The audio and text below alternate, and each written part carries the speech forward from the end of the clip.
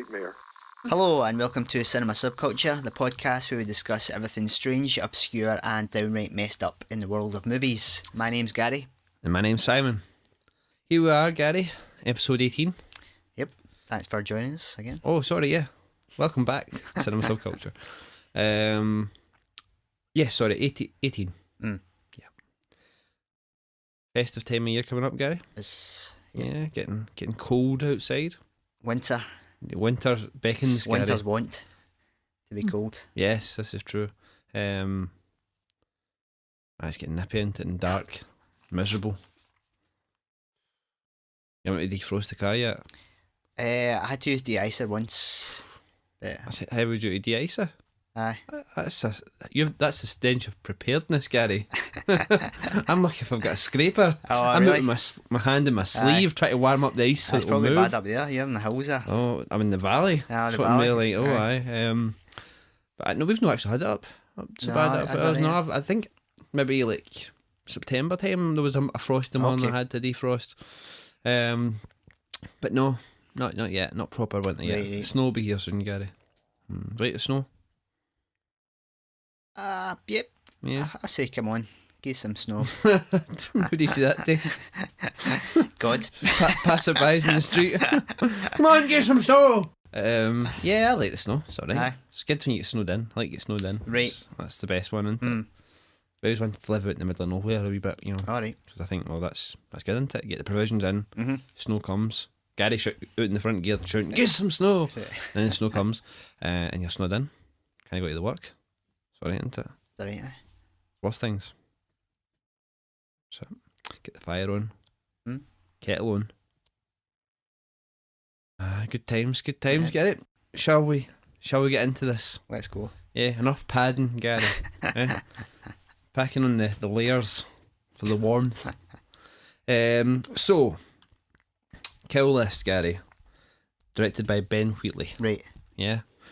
Written also by Ben Wheatley and Amy Jump. Mm.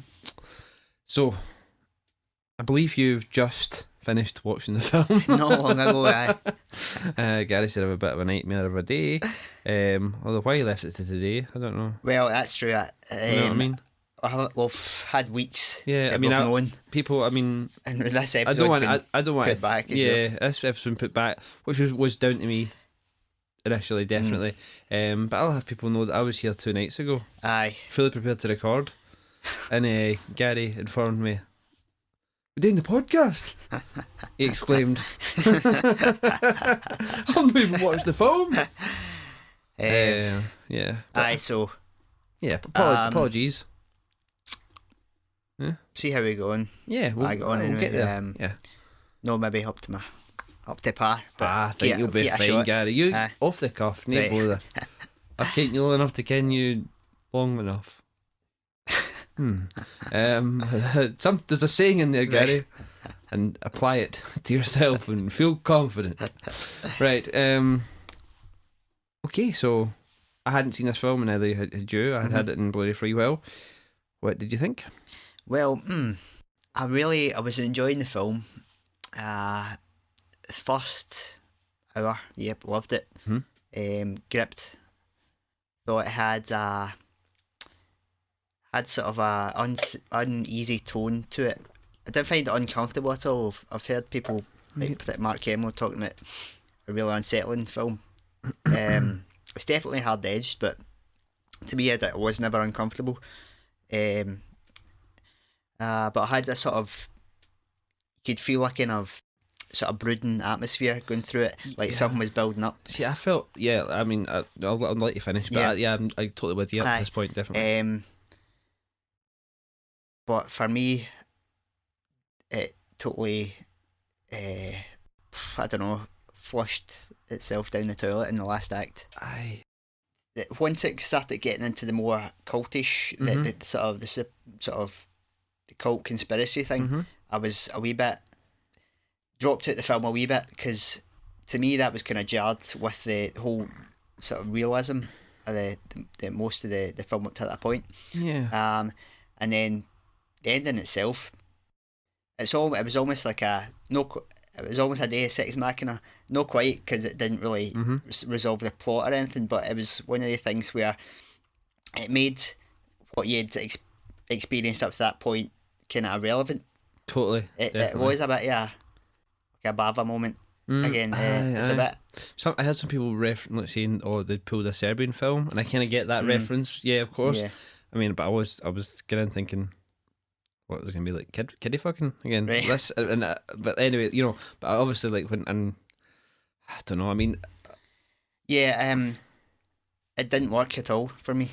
I'm totally with you. I don't know if they just decided, let's make the ending a really shocking twist, but it didn't work in that way for me, because it totally just made me feel like, let me I'll jump in and I'll give my kind of thoughts on it. I was much the same. I was really enjoying the characters. I really liked the two leads, and even the wife, and there was, I was enjoying the kind of the realism of the kind of grittiness of the relationships, and the kind of something's happened in the past, foreboding, right? But it, to me, it was definitely trying to make you feel that something was going to happen. Something wasn't right that was going on, right? Now the only there wasn't enough for the ending. There wasn't enough of the occult stuff speckled in. There was two bits really, where she puts the mark on in the back of the the mirror, Fiona character. That's right? That's the kind of link, right? And then when she's outside the hotel room and they're going to do the hit, right? And to me that just didn't feel enough, right? Other than that, it was all led by the score. Everything that was happening foreboding wise, there's a scene where he's playing with his wee boy and the wife, and it's a totally normal scene, and the only thing that gives it any atmosphere is the music. Right now, I mean, I've only watched it once, right? And it don't get me wrong, I got there, got what they were getting, but it felt very heavy handed, like. But the only reason we were feeling that was because of the music. Possibly. There wasn't any companionship with what we were seeing and what the music was given, right? At that point, anyway. And there's a lot of times with that when it ramped up that really heavy, foreboding, kind of creepy music. Now, like looking at something like Antichrist, it does a similar thing, but the content in there is far more in keeping with, the tones of what's happened is far more in keeping with what's going to happen. Yeah. You know what I mean? Whereas this, it was like, you don't believe what happens at the end, right? And I mean, like watching some of the interviews on the Blu-ray, like they were talking about, one of the producers was saying he'd been saying to Ben about doing a genre film, like a horror film, and I think the film they did, and Ben was really into doing like a crime film, right? Like a kind of, I don't know, I've not seen his first film, but like it was, what's it called, Down Terrace, right? Which that was, and this guy was like, no, we need to do like something like a genre flick. So they do Down Terrace, and it gets like loads of accolades and really does well and things like that. And the guy's like, all right, fair enough, you're right enough. So then they were like, we'll do like a crime, a horror next. But the only horror elements really in this film is the ending, that they're trying to, like, as soon as that occult thing comes, that's when the horror, like, other than the foreboding music, right? There are heavy, like, violent parts to the film other than that. But horror wise, I feel the only elements are like stacked on at the end, and other than that, it feels like a gritty crime, like Hitman story, right? Which that all works. I mean, I thought some of the kind of like the violence and the effects and things like that were very reminiscent of something like Irreversible. It was very. It didn't shy away from showing you much. You know what I mean? But I agree. Like as soon as that happened, I was like hoping that there was going to be a better resolution. I was like hoping it was going to. Like I was enjoying the kind of Hitman, the build up. The kind of with the priest, then we had the librarian, then we're getting the MP, right? And we kind of get robbed of the MP thing. Yeah. I wish it had just stuck to that. Aye. 'Cause that was the most interesting thing about it. Because I was going for. He was some kind of war veteran. He has issues with violence, and it's that sort of nature of masculinity dealing with sort of war trauma, like what violence actually does to you if you have to commit it. It felt like he was going to fall off the edge properly, and that was where the horror was going to come from, or the that element of the film was going to come from, and that worked. Like that was what I felt. And all right, maybe you don't want to be predictable, but that was what I thought we were building to. and would have given like a resolution that, Aye. like, because anything up to that point that happened that was kind of, you know, you would want to look at, you would take away as like kind of like violence and maybe something to be shocked at. He was doing it. Mm-hmm. You know what I mean? With the torture scenes and things like that. So I felt like that's where it should have went. Mm-hmm. That was the natural position, but it feels like they've just kind of stopped that, like cut that story, like put two stories together. Aye. I mean, apparently it was a short film idea they had originally, and he got the actors involved, and then it evolved into what Kill List became. And that it does feel like that, because it feels almost like two ideas stitched together. You know what I mean? And all of it looks good. Yeah, like, you know, it's shot really well and staged really, you know, interestingly, and the horror parts at the end work. Like in that tunnel, they're pretty cool. Yeah. But for a different, if you'd got there by a different means, I think. I just kind of left. I was pissed off at the end.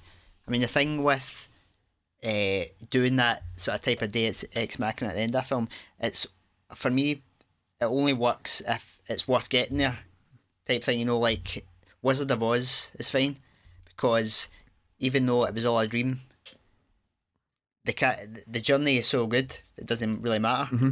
But but was it all a dream though? Well, true. Right, but if it's something like you get to the end of the film and the character's got like a split personality or something like that, sometimes it feels like you're just cheating the audience. Yeah. If it's no worthwhile, thinking back to the film, you know, was that worth it despite the being sort of robbed in a way? You're being told this is the reality or whatever it is. Like Shutter Island was a film like that. That kind of annoyed me a wee bit with that ending. You gave your trust to a story, and then at the end, the carpet's been pulled away. For this, this felt like it totally didn't need to do any of that. The first hour, finished that film, as you're saying, there's two films in a way. I mean, there was the way it, you know, managed, you know, weaved in the whole Kiev thing, right? You know, the thing that happened in the past. It never intended to tell us that, and that was fine, because I could buy that, and you didn't need to know what had happened. You could get there in your head, and with the way the guy was acting, you could kind of get where it was coming from. Yeah. But I thought the characters of the client, you know, like cutting his hand and stuff like that, and then I thought that all really worked well and was really quite interesting. Aye. And I just feel it wasn't. They just went Wicker Man at the end, didn't they? Yeah, that Wicker Man. Yeah, I mean, definitely. Whereas it felt as if it was going to be like cleverer, or I mean, people are saying it was ambiguous, like in some of the reviews, right? And yeah, it leaves you like with no answers to the questions you asked, but it gives you like just like being ambiguous at the end of that film would not have been the way it went. It was telling you that basically it was this cult that was doing everything from the beginning. But there's no right. It's just like, I don't know. It's just like they've got the client there as, and you know, as part of the cult. They've got his doctor. They've got that right. Fiona. Well, that was a thing, because through the film, I was thinking, are we seeing a sort of what perspective from Jay, the main character? Is everything that's happening as in reality? I think it is. I mean, the doctor character, that was weird. Yeah, I mean, he was very like, I don't know. He was weird. Where's like, doctor? He says something. Where's the doctor? Somebody. And he's like, talking about his hand and stuff. I mean, what was that? You know, his hand was all infected and stuff like that as well. I mean, you could think, is it like some sort of hallucination? You know what I mean? But yeah, and then when he sees Fiona out the window, it's not clear if that's reality. Probably is, because they're trying to. It did kind of feel like unreality, but it was given over to the whole supernatural thing. That, you know, what she done with this, thing, and like with the symbol. You know what I mean? For me, it raises questions: who was in on the conspiracy? Yeah, I mean, the wife laughs at the end. Does that mean she was in on it? I did. I mean, what I'd read, I hadn't read much on it before, but I had read that there was something. Like, I remember reading something like to the effect that she was kind of encouraging him to get back to the kill list, being a hitman. Yeah. and it was kind of her that was behind things a wee bit, but that wasn't really what I got when I watched it. I know what you're saying there, but like that could just have been kind of like. I wouldn't think so, because she does take some people out. Aye, when they she's they're fucking sort of good as attacking well. the house. She's all right with a gun. Yeah. So But I don't know what the reason she's laughing after. I don't know if it's maybe a kind of just like knocked her out maybe and drugged her. I don't know. It's maybe just a bit right. kind of. And also, or something. did she know? Aye, who she Right, was so- fighting? so What she The fight Hunchback? scene at the end, Uh-huh. Jay's forced to fight a hunchback character. They're both wearing masks, straw masks. So Aye, Jay and the can they hunchback, see each other? They know Yeah. how much can they see? Aye, true. Yeah, so right, so aye, Uh, does she know it's Jay kind of thing? Don't know. And basically, it turns out to be his wife and his wee boy, yeah, like, in the back and stuff, and And, he's stabbed. a Serbian film moment. Which Yeah, Serbian film was what, 2010? We said. I think so. This was unclear whether that would have been an influence. Unlikely, There probably. were, well, I mean, I don't know, but there were some other parallels about, the way he was with his wee boy and stuff like that, and talking, and Right. the fact that he was out of work and going back to work. Mm-hmm. You know what I mean? There's quite a Yeah, lot of that's true. parallels. You know what I mean? It was and the kind of and the basic graphic imagery. You know what I mean? I'd say there's probably, try to think back, there's probably more actual graphic imagery in this than there was in the Serbian film. Yeah. I think. So there's not lots of violence in that till later on. Aye. Well, no. Well, because again, you didn't really see him shagging his eye hole. He kind of was kind of all kinda there and no more. Right. I remember I said about Serbian film that works much better because it's a shocking ending which is built up to kind of Yeah, it's earned. sensing something coming. Yeah, It's earned, and you can kind of get why the characters got there. But this, as I said, the film was a much more interesting film when it seemed to be going the way it was going, Yeah. with the kind of increasing levels of him losing it, and then even when he takes out, he starts shooting the cult people, right? You think, oh fuck, this is him going off again, right? But when they start going like ape shit, like as in possessed or something, like it's really like it's something I've seen it in a video game, but it was really that kind of. Don't know. It seemed weird. I don't know. Like they seemed. My reaction to them, I thought they were going to like scatter. Yeah, you would as think in that. like we've been fun out. No, somebody's shooting us. Yeah. But they seemed like Do we're going to kill them. you think the MP was the guy who got shot first? Could have been. I mean, I presumed that like that the MP was amongst them. Right. I mean, what like when is it Gal? Yeah, the friend. Yeah, and he gets his like, stabbed in his intestines or Right, that seemed. It was good for like a horror film Right. type thing, but it seemed a bit little over the top maybe. But I don't know. As I say, at that point I was just like, I don't really know where this is going. Right. Aye.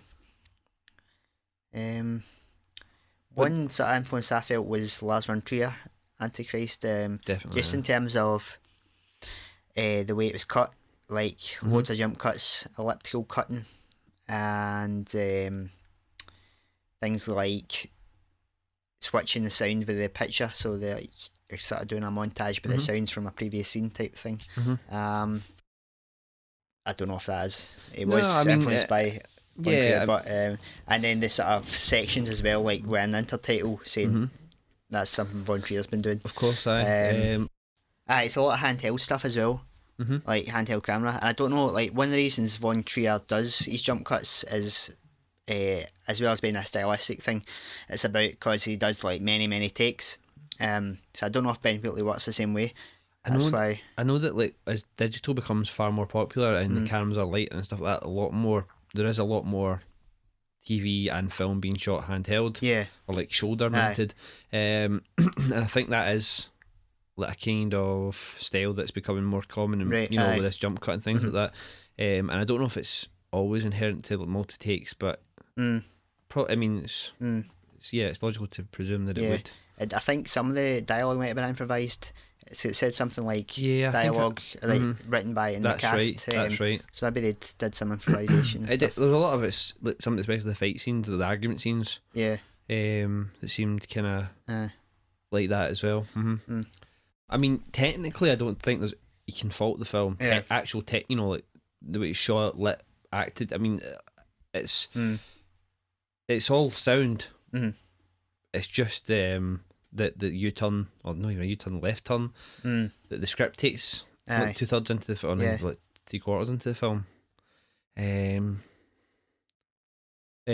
But so going to like the kind of the hit list, the kill list, as it were. When we get to like the priest, and also the librarian does it as well. Basically, like says thank you. Yeah, that's strange. But they've been set to kill them by this guy, the client, who eventually we see is in the cult at the end. So we're meant to believe that these are like also cultists who are being sacrificed, and that's why they're saying thank you. It's very strange because they're like, pleased to meet you. I'm so happy to have met you and stuff like that. And but that happens when he's just on his own with the librarian. I don't know. Well, it begs the question: Is it? What's the reality there? And that's fair enough. That's I mean, if it hadn't been for the end, that's what I'm saying. Like the ending tries to give you a solution to these little ambiguities that left alone would have been quite interesting. Like left you to think, but it tries to provide you a solution and say no, so it's because of this cult. Right now, all right, you could say, is that real then? But then why even put it in? It could have still just having the Fiona stuff in there, and maybe a wee bit more peppering of kind of like this kind of imagery of like symbols, like with Antichrist, the way they do it, leaving it a wee bit more ambiguous. But they throw it right in your face at the end. For me, that was to up the horror ante, and no other reason. Because I say these three things with the thank you stuff like that. I mean, if that had been just left, I think we would have. It would be easier to then think, what is that about? It wouldn't easier, but it would make you less focused on.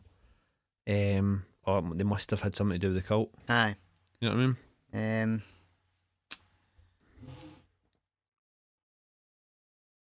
Yeah, I mean, the librarian gave him a motivation to like go all out on him. Well, it's implied that he's kind of on the edge a wee bit. Which that muddies the water there. The kind of implication of the character is that he's getting a bit estranged from his pal, and then he's going over the top. But that's giving credence to the whole thing. It's the whole cult thing, isn't it? Yeah. So you get the kind of thread of the character going out of control, like breaking down due to the sort of stress and violence that he's induced. But that's kind of the cult thing validates all that. Exactly. So it's not like a character study of a guy, like sort of going crazy. It's it was a mad cult anyway. The sort of craziness is. He was alright. Yeah, well, that's what I'm saying. But exactly, that's exactly. I mean, you look at the again. I know it's very tonally similar in places like Antichrist. When you get to the end of that film, you're able to ask the questions. Was she? I mean, if they just had like the end, the three animals turn into witches, right, and said like cackle, cackle, cackle, right. These are a bunch of fuds, right? You know what I mean? Would it have been even half as interesting? Right. What came before it? Would it have like you just been like, all right, well, that's what's happened, isn't it? Or like I saw references comparing this to like the Blair Witch Project. Right now, again, that film it totally leaves it ambiguous because like you could say, right, they're a witch or something, the spirit, but you never see anything, you never know. And you can talk about that, you know what I mean? Whereas as you say, that they've given you the solution, they've tried to give you a solution, but then still leaving it ambiguous as to what it means. It's just, it feels just like didn't need it. Right. So the cult is behind the whole everything. The cult is employing them to kill people. Yep, who appear to be cultists. Yeah, so they're employing them to kill the MP who's one of them. So they want them to go to the mansion to kill him, and they're going to be there. And then Like, how was it meant to pan out? That doesn't seem. I don't quite follow that. How was it meant to pan out? Like, if they hadn't attacked those cultists and left it to them on and then went and killed the MP, Yeah. what was meant to happen next? If we assume the end goal was to make him kill his wife and kid, Right. surely there would have been a simpler way to do that. It seems very elaborate. Come to our place with guns. We're going to be there as a cult. Somebody's probably get shot in that, but it's alright. Just wanted to see this. Just wanted to see you go to battle with a knife. With your shirt off. And then like they leave there, but how do they know where the wife is and stuff? They just turn up. I thought at that point he was going mental. Oh yeah, I could see he's at a safe house or somewhere. I thought that at that point it was just in his head. Yeah. But a lot of questions. I don't know. As I say, I did feel slightly unsatisfied with the resolution, and it's not like because of the ambiguity at all, but because of the kind of forced ambiguity. But you know what I mean. If it just, I'd have been quite happy if we hadn't known, if it'd just been more implied. Yeah. Don't know. But I mean, everybody seems to fucking love it. Right. It seems to get. Maybe you read any reviews of it and things? I listened again to Mark Hamill review. What did you think of it? Yeah, he gave it a good review. I think he liked it. Remember he said it as well that one of his fellow reviewers had to walk out the cinema, the screen, because it felt it was a bit much. Personally, didn't really feel that at all. But no, I mean, I don't know whether we getting immune to this stuff. Well, in films, you know what I mean? Is it? Must be to some extent, but yeah, I mean, I don't know. Like example, I told you I watched Devil's Rejects the other night there, and we were kind of watching it, and watching it with my mate Ian, and he'd seen it before, right? And he'd told me it was a lot kind of darker and more violent than House of a Thousand Corpses, which I mean, it's more serious. It's slightly more in the real world, but there was stuff happening and like people dying and things like that, and he was like holy shit, like that's like fucking serious, man, isn't it? Like you know, he was reacting to it quite as if it was to me it still was coming across as quite cartoony and not very real, not real, you know what I mean? Because the way it was shot and things like that. I mean, I really enjoyed the film, don't get me wrong, but like, I thought I was starting to think, have we been immunised a wee bit to the kind of more kind of mainstream like horror violence, which I think I have been for a while, but I don't know, when I was just watching this I was expecting it to be a lot worse than from what he told me before, and I was starting to worry, thinking like, am I being corrupted? Okay. Yeah, the BBFC right? I think that when he goes to town with the hammer and that librarian, that's a powerful scene. I definitely I'd say so. And I mean, when he was smashing the guy's face off the wall and stuff like that, when he came back, it was kind of grisly and stuff. What else was I watching? Was it in that? I'm trying to remember stuff that kills in that. I can't remember, but I know. I mean, it was. I enjoyed it, and I thought it was. So I say, it had some teeth to it at that point. You know what I mean? And the kind of whole taking out him firing away, take out the kind of paedophile ring or whatever it was. I think that's what it was implied to be. That was fine. I mean, that worked really well when Gal's like waiting out in the car, and then he gets the shotgun out, and you don't know what he's going to get and find. That was quite cool. But you see, it kind of shut the bed a wee bit, didn't it? But as I say, like, I don't know, folk seem to love it. Right, I went on to IMDb. There was I saw a few posts like good but crappy end. Oh really? Right. It's got a 3 out of 5 or a 6 out of 10. I'd say that was fair. Right. I'd say that would be fair. I'd say like the Blu-ray.com review was a bit more kind of, for the movie it gave it 4.5. Right. Don't know, as I said, I feel the first 2/3 to 3/4 was definitely a 7 or 8. Yeah. They say, like, I loved all the character interaction and the kind of build up to the to the kills. And I mean, like the bit when they're sitting in the hotel having a meal and Oh yeah. they've got the God crew in the background singing, and like you just don't know what the guy's going to do. You know what I mean? But I thought it was quite. What he did do was worked pretty well. You know, I like the kind of change up from him as this kind of like slobby father out of work, right? Like kind of ex-soldier who's maybe like you're like he's quite apathetic about life. And this big switch when he goes back to work, to being this totally proactive leader type. Almost, you know what I mean? He was taking charge. He was kind of worked really well, and it was showing the kind of empowerment that he felt from working and like the violence he was able to carry out, which again kind of seems like he could lose it quite easy. You know, and I mean he lost his temper pretty quickly. Him and his wife were pretty like, you know, loud shouting matches and stuff like that.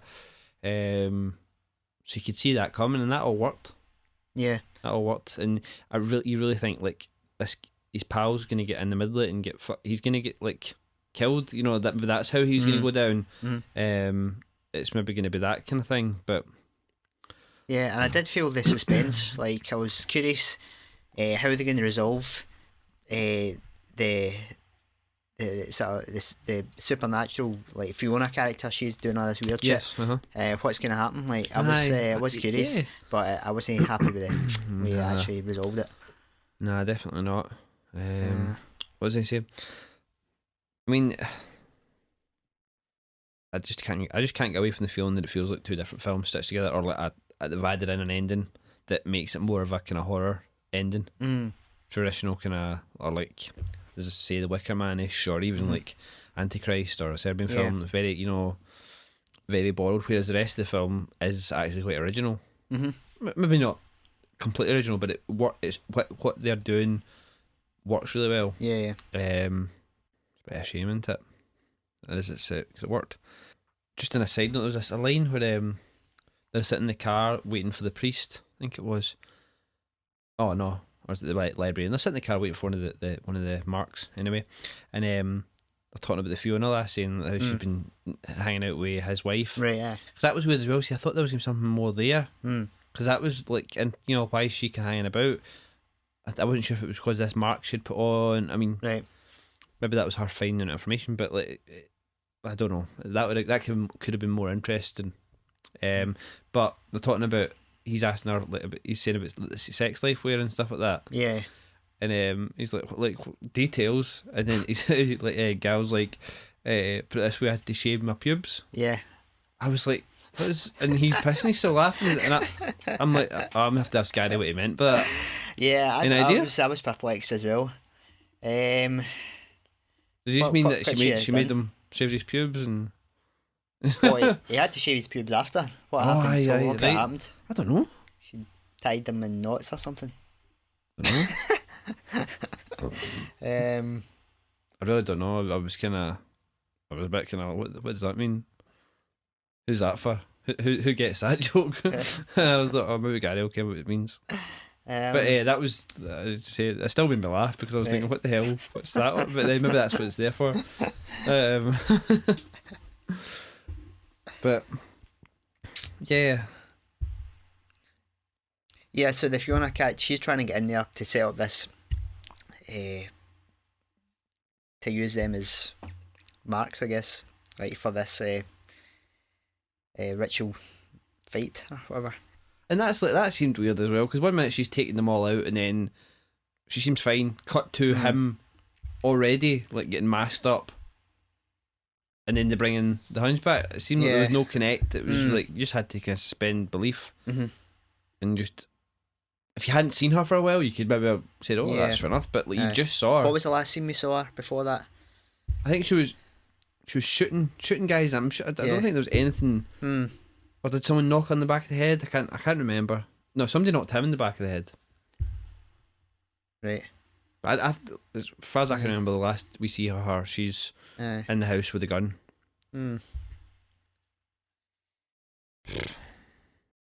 I'll read you some of the kind of what they called the blurbs on the poster.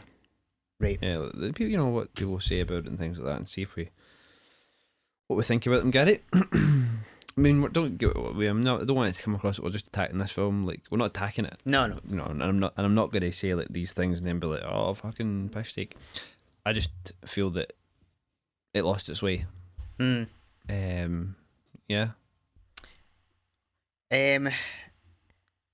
Well, it had obviously had a way they wanted it to go. I feel it's the wrong way. Yes. So took the wrong road there. Right, turn it roundabout. I went the wrong way, went straight across the roundabout. So, like, one of the best British thrillers in years. Did you say that, Gary? 2/3. Yeah, Yes. yeah, definitely. The scariest Hitman movie I have ever seen.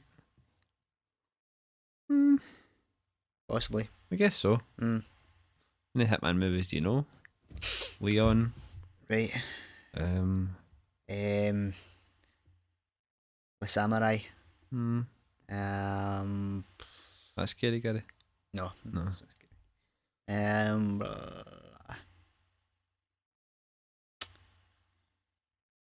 Pulp Fiction.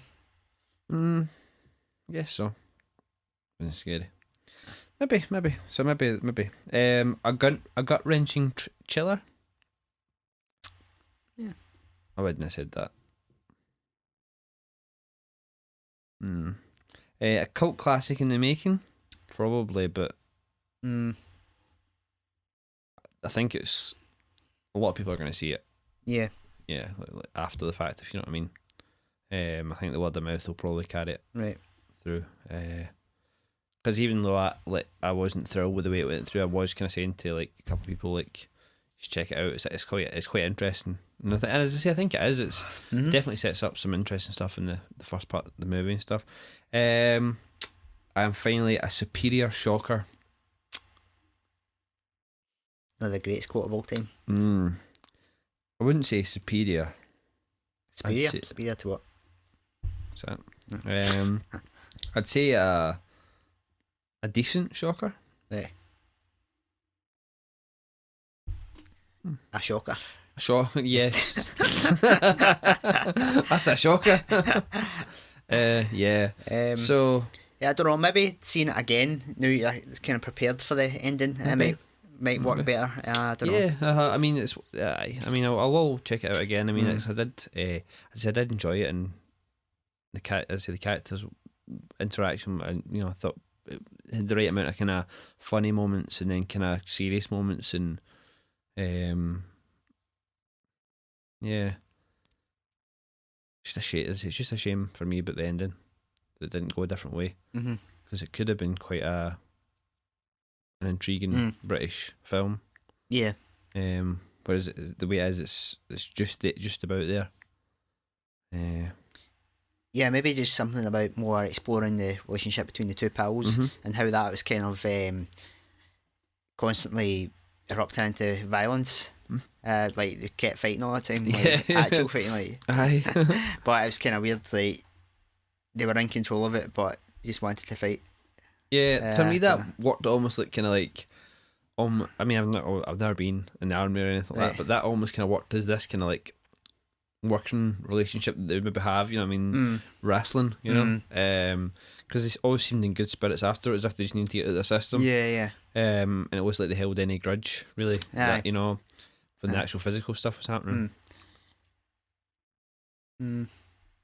So it was kind of that kind of worked for me. Okay, it was for me. It was more about him erupting, and like, you know, the line where he says, like he was saying that I'm sorry about stuff and things like that, and he says, I know. He says, you're a fucking psycho, but you're my best mate and I love you. You know what I mean? And that was to me where the film. That's it. That was the film. The way that guy kind of went. Yeah. Whereas it becomes like you're kind of either thinking, you start like, I'm not saying you shouldn't feel sorry for him, but like, by the end you're like, that's what they're trying to get, because he's killed his wife. It's a very much like kind of try to shock you with he's killed his wife and he's weighing. For to me it was like, yeah, all right, okay, can I get anything else now? You know,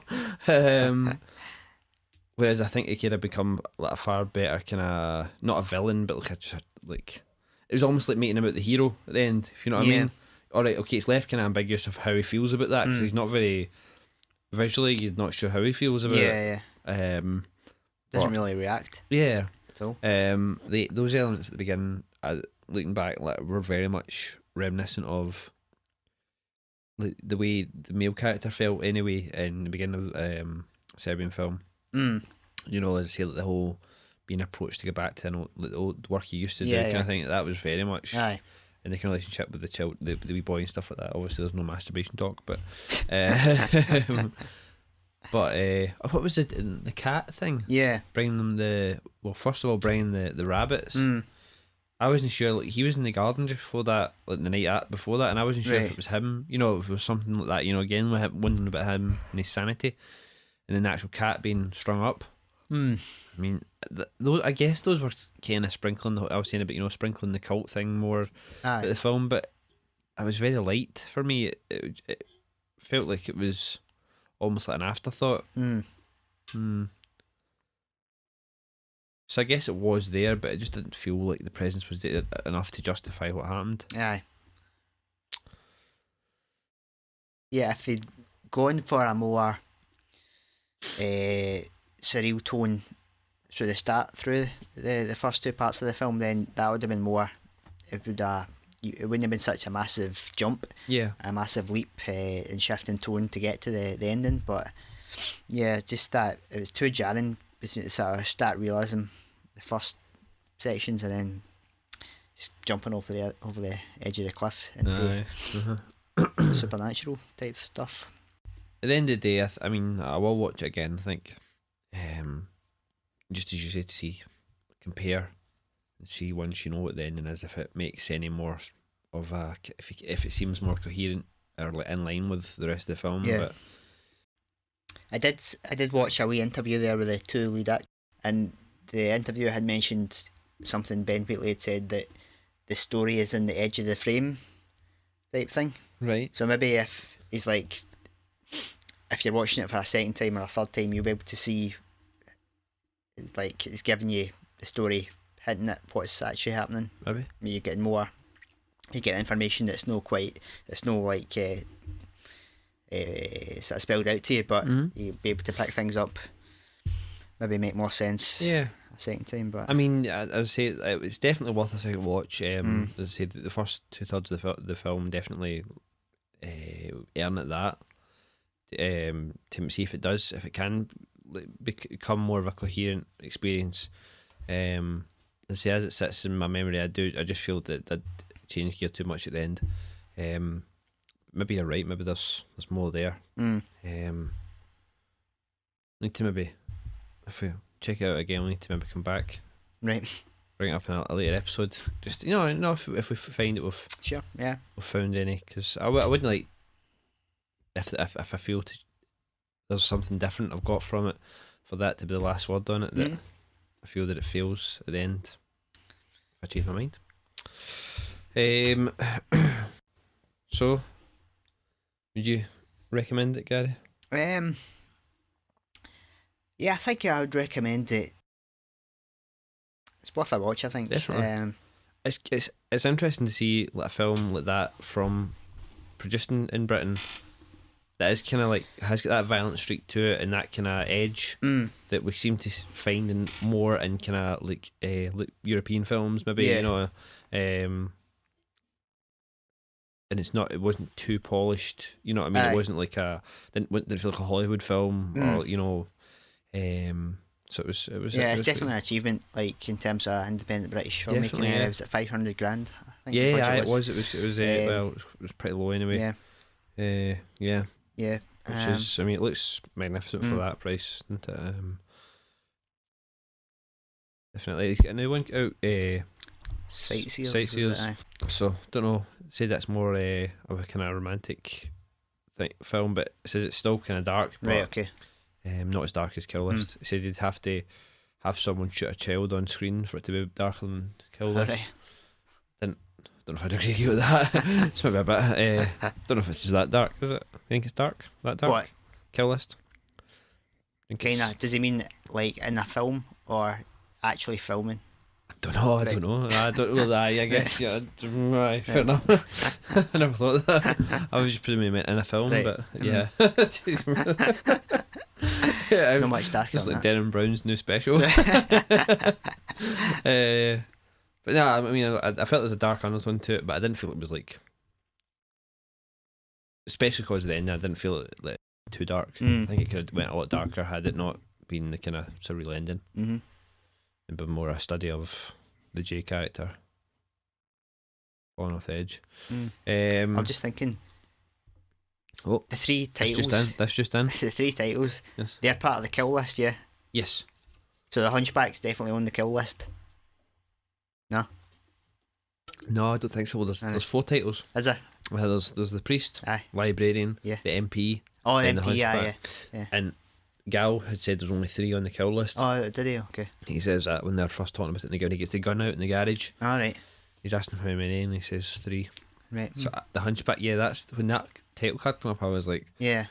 that seems odd. It's like it's like when you're playing a video game again. From Yeah, it's like you're the hidden boss. Right. You beat the guy, and then it's like, oh no, here comes someone else. You know.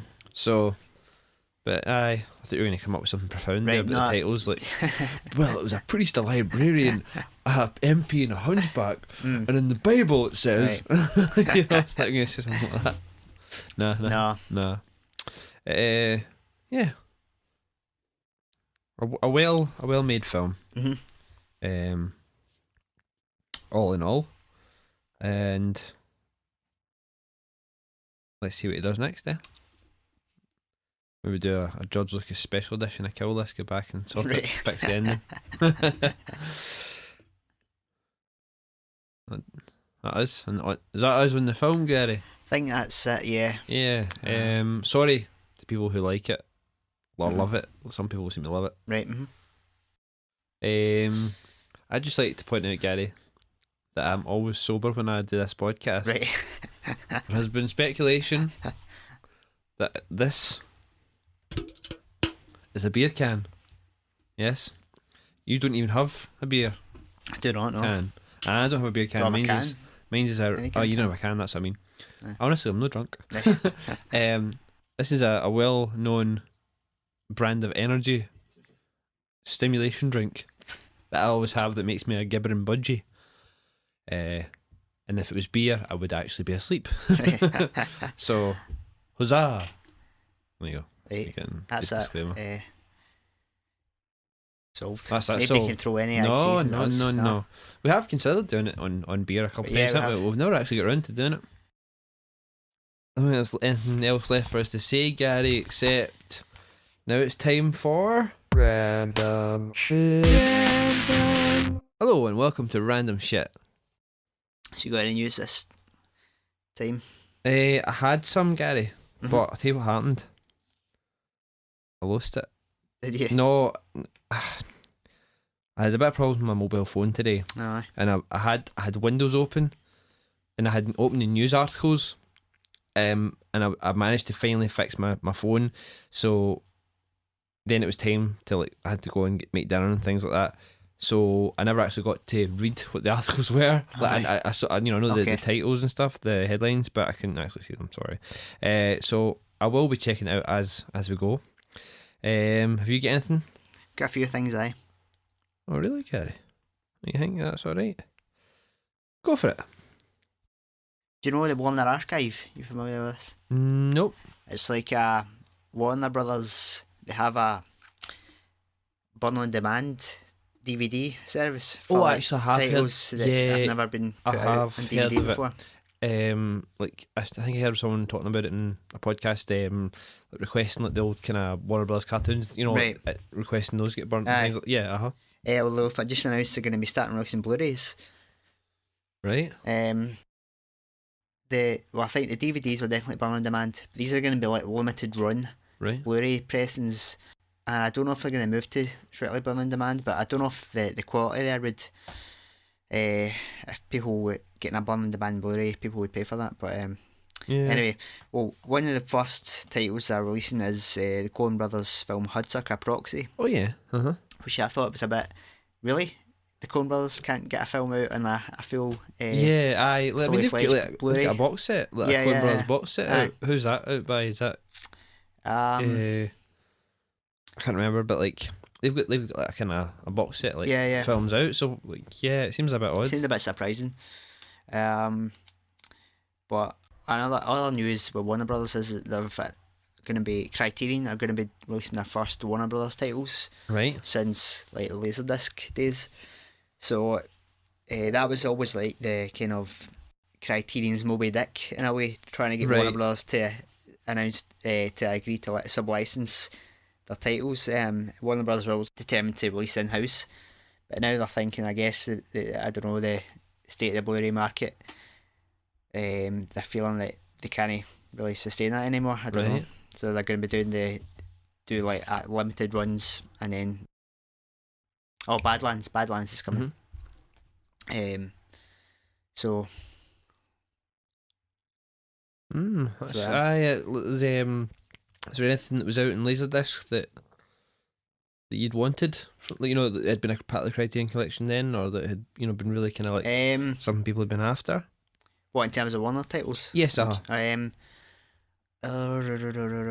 Well, Citizen Kane. I was going to say, like, is that something you think they would put out again after? Well, I think any of the major studios, they wouldn't sub-license like the kind of tentpole films, because I think they can always make money off of them. Sure.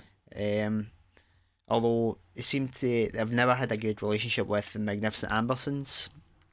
Also, Will's second film, which only came out on DVD in the US like last year with a Citizen Kane box set.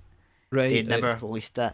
Is that the one that's in the in the box? Yeah, set? it comes like a aye. DVD just like on the back. What's the deal with that? Like, is it not? Well, Is the it film lesser quality? had a controversial history. Wells basically, the studio recut the end, Right. made their own ending. It was weird. Wells get kind of sent to Brazil to shoot some carnival footage with the agreement that he could cut the film down there. But then, when that was happening, the studio previewed the film and it got really bad reactions. So they're alright, we need a new ending. So they cut a total new ending that Wells never agreed to, and without his permission. And That seems like such a after making Citizen Kane, yeah, and then they're like, "Nah, we don't actually trust him. We're that going to was send him kinda away and fuck about this." the tragedy of Wells' career. Cause Citizen Kane, well, that was such a crazy contract, like unprecedented. Yeah. The fact that he was this kind of theatrical wunderkind that came into Hollywood, given like carte blanche, final cut, could do any script, any film he wanted, could write the script, direct, act, and the fact that Citizen Kane eventually bombed because of the whole, because of it was kind of based on William Randolph Hearst, the newspaper magnate, and he basically campaigned against it, so that in its initial theatrical run it couldn't get shown anywhere, hardly. Right. So that took a beating, and then he was kind of resented in Hollywood after that. Well, so he had so many problems with getting films financed and cut. If you look through Will's back catalogue, every film there's like multiple cuts. It's the thing with Touch of Evil, the Master Cinema Blu-ray. It gives you all the different cuts with different aspect ratios and stuff. Right. There's like 3 versions of that film. There's multiple versions of Mr. Arcadin. Aye. How did we get to that? Oh, we're talking about Warner Brothers releasing. Yeah. What you're saying about Aye. that the second film might come. Aye. Yeah, so Criterion. so you would think that one they would maybe they could make some money off by sub-licensing, Yeah. but I guess they'll do their own Blu-ray at some point, but Yeah. There you go. Sorry, yeah. What else you got? other Warner Brothers news. It's been announced for 2013 some more Blu-rays that are coming, and these are titles that I've wanted for a while, but they've been out in the States for years, Right. a couple of years now, but they're finally come to the UK. So you've got The Maltese Falcon, Treasure of the Sierra Madre, 2 Bogart films, An American in Paris, And then along with that, these are all steelbooks. All right. Quite interesting. Uh-huh. And they're reissuing some. Casablanca's getting a steelbook. North by Northwest is coming out in a steelbook. Gone with the Wind. Streetcar Named Desire, which is recently been released in the States, is coming. The Jazz Singer, which is getting released in January, is getting a steelbook. Yeah, so I don't know. I might pick up some of them. It's interesting that the UK tends to get steelbooks and the US tends to get digibooks for a lot of these ones. Quite like the digibooks, me. Yeah. I'm quite I don't actually have any. I don't think. Okay. I don't think I've got any digibooks, but they always appeal to me, and I'm definitely gonna pick up some of those Universal ones. But that's a bit I don't know why. weird I one. think isn't UK it? market. They Kinda will read it, only apparently. buy digibooks. Like to read. They're getting some metal. Oh, I like the metal. metal. Can Over get there. that cash for steel.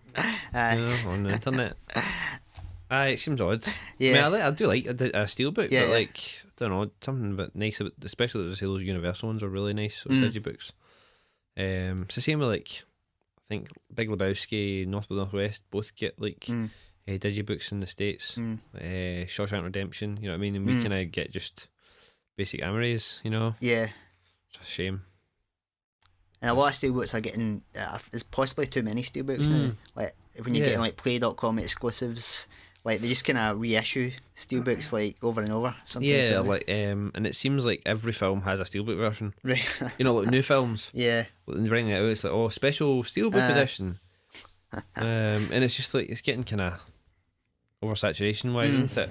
Because you're really not getting much for your buck. I mean, especially a lot of the steelbooks seem to be just they don't even have much on the back. Yeah. You know, like, Especially with studio titles where you don't even get a booklet. Exactly. That's a steelbook with a booklet. I'd buy. Yeah. I'd buy that. That's almost as good as a digibook. You know what I mean? That's. But I know what you mean. I know what you mean. It's weird. I don't know if that's a thing. I guess it'll be cheaper to release a steelbook. If it's maybe because it's extra costs for releasing in the UK because everything has to go through the BBFC to get rated, so that's additional cost to release something in home video It's true. in the UK. But then look at something like recent. I know it's bigger titles and they're definitely going to move units, but like Jaws and ET, they've both been issued in like standard steelbooks. Steelbooks they didn't have in the States. All right, aye. And then now like Jaws has been issued in a digibook as well. And alright, the ET one I think was only included in the special like spaceship Aye. spaceship edition.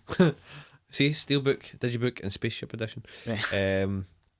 So that seems even like so if it's cost, then that's like I know something like Jaws is going to move, but are people going to triple dip? You know what I mean? Not getting anything else really, other than another digital copy, if you want it. So I don't know. You may be right though. That might be the thing. But then look at those Universal ones like That's true, aye. Kill a Mockingbird and things like that have come out in the steelbook editions. All of them. Although that Universal line, there was many more of them in the States. Right. There's only been like 5 maybe, I think, in the UK. But It's weird. It's weird. another piece of news I'm quite happy about came out this week is regarding Masters of Cinema upcoming Blu-ray of Fear and Desire. Sure. It's been confirmed, Simon. Yes. It's going to have these 3 shots on it. Yes. Oh shots are gonna be there. yeah. Not just the one. That's good because you worried only rights to one, didn't they, or something? Yeah, well, the Kino one was said, That's right. oh, we're going to do the 3. Then it turned out, oh, no, it's only 1, sorry. And Oh, then right. when Masters of Cinema announced they were releasing it, they confirmed that it would have the Seafarers in HD restored. But then they've recently confirmed that they're going to have Day of the Fight and Flying Padre as well, although they're only going to be upscaled. But props, because I think it seems like I'll very say that. difficult to find who Sure. the rights holders are. So props to them for getting them actually on here. But Cool. That's really good. I've never seen Fear and Desire, but checking out what it looked like before and stuff like that, it looks worth checking out. Yeah. Definitely. We were talking earlier on about the Zombie Flesh Eaters review. It's getting some pretty high marks. The Arrow video one. But I admit, like the screen caps look really nice. I pulled out my like Region 1 DVD, the only copy I've ever had, and it was horrible. I just was looking at it, just to see. Because I remember it being pretty beat up, but it's really like nasty looking. Even for a DVD, you know what I mean? Well, like for a DVD, it's pretty nasty looking. So I think it's going to be a bit of a revelation checking out in this Blu-ray. I said to you, but like anyone out there who's ordered the standard edition from Arrow, you're not getting the poster. Apparently there's an issue with space inside the box, which seems odd, but I don't know if it's because it's the dual format edition or whatever. But if you ordered the slip box on the site, the steelbook, or the DVD, you're still getting the poster. But apparently it said that those editions won't have it in future pressings. Alright. I don't know if it means all of them, or maybe just the slip box. So well, I guess it won't have any more pressings of that, but seems odd. As I say, I think they're going to get their ass kicked a wee bit from the fans that ordered it. Aye, because it is a bit epistic. Yeah, you know what I mean? Even saying like, we'll fucking post you out a poster. If you really want it, we'll post you out. Yeah. That's what they want to be doing. Because not everybody's going to do it. Anyone who's buying the standard edition ones, not most, but there's a lot of those people that are just maybe pick it up and maybe not even know there's meant to be a poster. So for the people who really want it, they could say like, it's cool, we'll send you it. Like, we fucked up. We tell you what would be in it, and you know, because people have ordered that in good faith. What I want to know is, it's been the DVD authoring house, the packing people that have put it together, right? But surely the covers have to have been printed already, and they say usually on it poster included. That's going to be even bigger to realise. Can't fit in a poster. I mean, it's out on the 3rd of December, but well, you think you would have planned that before? Yeah, you think figured out the space. when they were designing it and everything, because I think the booklet's pretty thick, 40-page booklet. But yeah, so I don't know how it's not fitting into that though. I mean, usually when you get the double disc box, there's enough space. I don't know, but I feel like they're going to. I remember lynched. One of the Arrows, I think it was one of the Fulci ones, was pretty bulging, because it had like the Arrow catalogue as well. I think it was the Beyond. It was pretty bulging, because I remember when getting it, we were like, this is heavy. But it just feels like they're like, because people were, as I say, pretty excited about that poster, because I think apparently it was always pretty hard to get it. And an original print of it was quite expensive if you found it in good condition. So it sucks a wee bit, because it's looking to be their best release picture wise and things, and it's they've kind of dropped the ball a wee bit maybe. Anyway, looking forward to getting that. So. Checking it out again. You're talking about doing your Christmas films. Yeah. I asked you, but like, it's not Christmas horror films or anything like that. It's just Christmas films in general. Christmas type of film. Yeah, like Home Alone kind of thing. Yeah. And if you got 12? I think I've got 12. I mean, I've got some that I'm definitely watching. I think it might be a stretch to get to 24. Yeah. You're talking before forcing yourself to watch some stuff in a bother bit. But probably ones in the telly, so you can take them. That's true. And then I've got some Blu-rays. One was in the other night, that like last week or so. I started watching it, but I kind of fell asleep. Julie was watching it. I was tired. Right. Muppet Christmas Carol just came out in the US. It's been cut though. It's like, well, it's not been cut. It's out. It's a theatrical version. There's a section missing. Oh, is it? This, I think, only ever been released on 4:3 video. It was on the VHS I was doing. It's a song where he's like Scrooge's ex-girlfriend sings a song, and it kind of apparently, remembering it does open it up a bit more emotionally for his character. But that's totally excised in most of the cuts on DVD and stuff like that, and on the Blu-ray. A shame. So no announcement for a UK. I know. Probably to get that, but probably on the telly. So that's a good film. Like, I enjoy that film. It's definitely one of the kind of better modern adaptations of the Christmas Carol. Holiday Inn. I think I might buy that on DVD, just to get the DVD for 20p on Amazon. Right. I think that was scheduled for a Blu-ray release. I saw it earlier in the year. Have you seen it before? I haven't seen it. No. No, you've seen White Christmas. So yeah, White Christmas is a loose remake, isn't it? Right, I think so. I saw White Christmas first time last year in its entirety. Right. And much like with It's a Wonderful Life, there's not lots of Christmas in it until near the end. You know what I mean? But whereas It's a Wonderful Life, I just love from beginning to end. Right. I don't know, White Christmas just.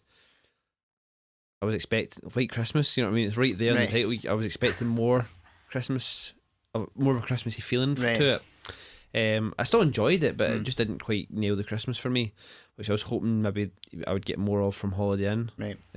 So I was going to try and check that out as well. Actually, we'll be watching It's a Wonderful Life. Aye, probably will. Yeah, we usually watch that on Christmas Eve, so we do. What was the other one I was thinking of there? You go ahead with some more titles if you can think of it. Other ones I've got ready: Home Alone. I think I might pick up The Snowman. Oh, aye. I'm not sure what version to get yet. What's the versions? Oh, it's a Blu-ray. Aye, right. I think that you can get that, the one that comes with Father Christmas as well. I've got that somewhere. Right. I'd like to check that out. I don't know. That's £6. We got that by mistake one time. We got sent that really? accidentally from like play.com or something like that. Like we hadn't ordered in it, and we got sent it, and we asked for the thing that we actually sent, and they never asked to send it back, so I never did. All right. So it's a double pack with the Snowman and Father Christmas. I think it's still might be sealed. That's an excuse to get the two of them, and they're fairly cheap. I think because the Blu-ray will have all the extras. I think that's ever been released. Yeah, it's kind of a shame like that's cropped into it in this day and age. It's like it's not. As someone said something about, what was it they're talking about? Was it the audio or the openings? There's like different openings to it, and like they're saying it's like a half-hour film, right? They couldn't have put, it's not going to take much more space to put these flaming things. I think the openings are in it on the disc, but they're not. They could have made it branching, right? Yeah, it would have been. But hey, ho. Yeah, I know the Snowman. Want to check out definitely. What else was I thinking of? Die Hard. Batman Returns. That's not Christmassy, really, either. It is. It's awfully Christmassy. Is it? Oh fuck, aye. That's a Christmas movie. With balls. Batman Returns. Yeah. Checked that out fairly recently. Not that Christmassy. It is. It's right Christmassy, that one. There's snow in it and everything. Well, aye. Well, to men and that, and he's like, and women. You know what I mean? Oh, Metropolitan. I'm going to watch that. That's like Christmas. What's that? It's a Whit Stillman film. Right, I know the title. I picked it up as part of my Criterion holder. Right. Yeah. I think I've got Santa Claus the movie. Yeah, I've got that on DVD for it. You seen it before, right? I used to watch it at the time in VHS. Aye, it was alright. I was younger. It's alright. Some cheesy fun. Some over the top John Lithgow. Right. Getting it the loud. And some Dudley Moore getting his drunken elf impression. Oh, Elf. Oh, Elf. That's one of my Christmas favourites. That was a film I never wanted to see, right? And I caught maybe about the second half of it. But no, I caught about 2/3 into it. Right. A third into it. I caught the last 2/3 of it. And I actually really enjoyed it. Oh, yes, amazing. I really like the Chanel. Yeah, it's really good in that. I'm not the biggest fan of Will Ferrell, but Ferrell. That did. Ferrell sounds like ferret. Yeah, that's what you say. I say Ferrell. Right. So I'm not the biggest fan of Will Ferrell. I don't know if that's right or not. I don't know if I think it is. But but I thought he was good in that. Yeah, that worked pretty good. What else is there? Christmas movies, scary. I've got a list. All right. I can sell my list. Yeah. Why have you got 2 copies of It's a Wonderful Life in VHS? Just do it. Like the brown one was the one we had for years, and then I don't know if we bought that. Well, that was kind of. I think my mum gave it to my dad for a gift, the original one, and then somehow we got the white one, which is the collector's edition. It's got a documentary on it. Right. So I had 2. I don't think that documentary's ever come out on DVD or Blu-ray. Oh, really? Maybe DVD, the Blu-rays. It's got a wee insert booklet as well. Nice.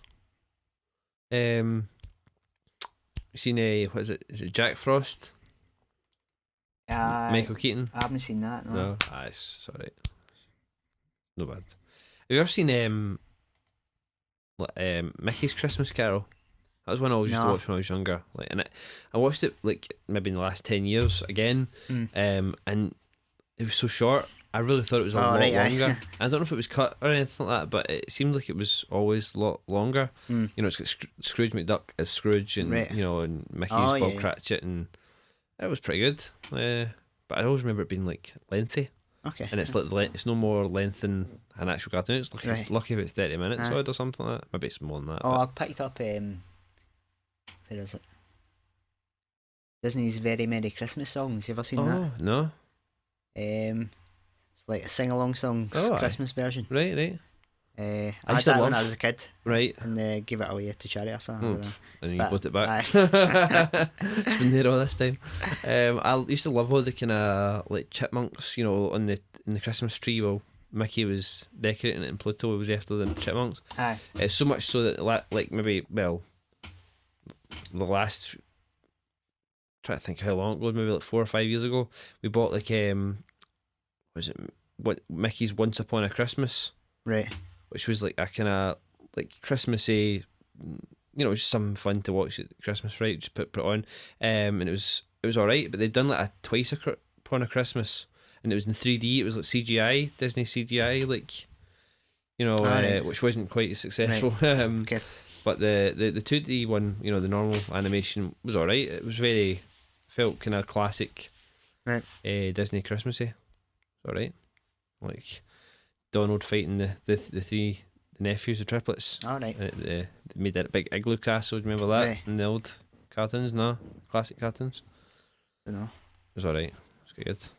Yeah, some good stuff, Gary. What else you got? So, Muppet Christmas Carol, Home Alone 2, Holiday Inn, 2 versions of Miracle on 34th Street. Okay, the two of the versions. More than that. I think there's like 3 or 4. Alright, let's watch some of them. But they're like the I've seen the Richard Attenborough one. Yes. I haven't seen the 40 one, from the 40s or whatever. Right, aye. Santa Claus the movie, Gremlins. Oh, aye, that's a good one. It's kind of. That's really Christmassy. Oh, aye, I remember that being. I mean, like so much so that they rebranded the box of the DVD and the Blu-ray, like to have them have like a Christmas present instead of just the plain box. Oh, right, aye. Yeah, that was quite Christmassy. So it was. The Bishop's Wife. It's a Cary Grant film. Don't know anything about it, but I was just looking on lists of Christmas films. The Ice Storm. That's a Thanksgiving period. Black Christmas. Remake that's meant to be absolute gash. Aye. The way the original's pretty, like, I don't know, the remake seems to go into backstories of things and it seems like pointless, but right. Definitely check out the original. Bad Santa. Seen that? Oh, Billy Bob Thornton? Yeah. No. I should watch that. Is that good? It's really good, yeah. I'm going to pick that up. You can get that for $5.75 or something on Blu-ray. It's not one that I've ever really heard much about, to be honest. No, you think it's just a kind of silly. Was it him that directed it? No, it was Terry Zwigoff directed it. Right. But it's a really strong film. Yeah. It's quite crude in moments, but it's got a heart to it. Check that out. Cool. Arthur Christmas, yeah, seen that? That came out last year. That's a good one, yeah, Aardman animation. Tend to do that in Blu-ray, but don't really have enough money at the moment. Just gonna check out some Father Ted Christmas specials. Aye. Gonna check that out. But aye, so I mean, there's plenty of Christmas movies out there, Gary. I'm sure we'll find some. We can talk about some maybe in the Christmas special. Right. Some of the ones you're talking about there. We can bring them up. So, shall we move on? Okay. Since we've pumped that fucking to death. Here for days going through that. You're just going to select all and cut it, aren't you? Got any pickups recently, Simon? So, yeah, I've got a couple of things. Picked up The Thing on Blu-ray again. I already had this, but I wanted the original artwork, so I got this. Well, the other one is that with the slipcover. Still alright, but I just I'm like, when I got that originally, I was kind of happy with it, and then I was like, oh, I wish I'd got the original artwork. So I'm a bit like that, Right. So moving on, I finally got through my Ghostbusters Steelbook. Alright. Which I really like because the Blu-ray had the kind of blue slime effect to it. Alright.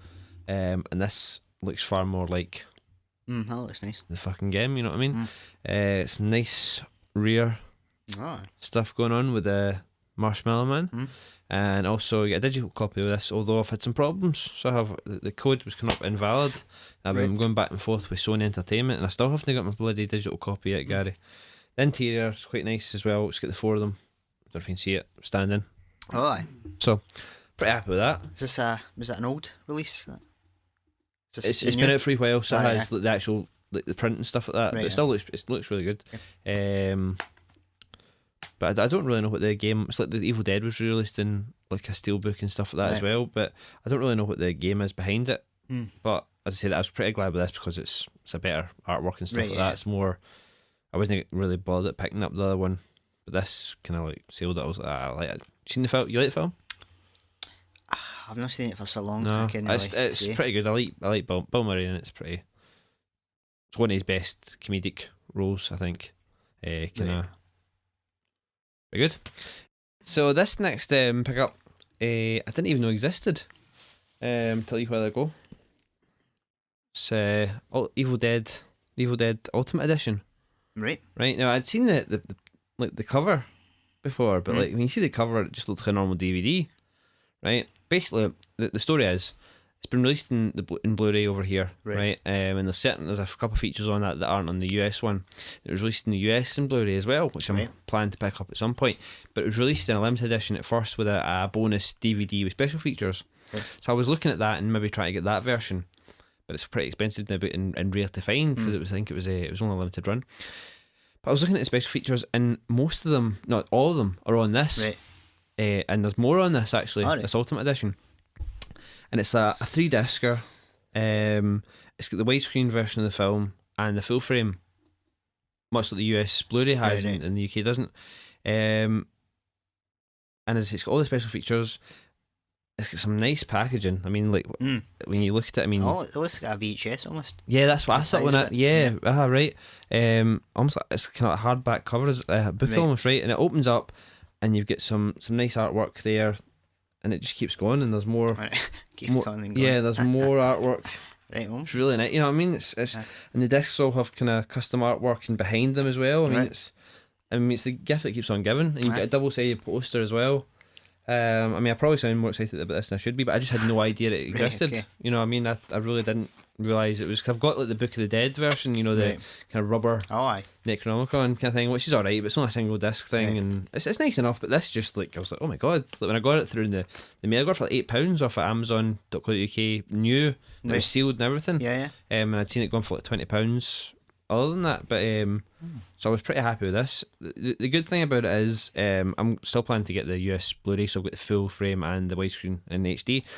But for the Blu-ray, he actually did a kind of George Lucas and took out some like mistakes almost, because there's a part in the beginning where they're going to cross a bridge and you see Rob Tappert, the producer, off the left of the screen. It's prominent in both the full frame and the widescreen, but they've taken him out, and there's other things like lightning, like matte shots that they've managed to make it look better, not as you don't see the lines, you know, the matte shots. So this has it both the full screen and the widescreen unaltered.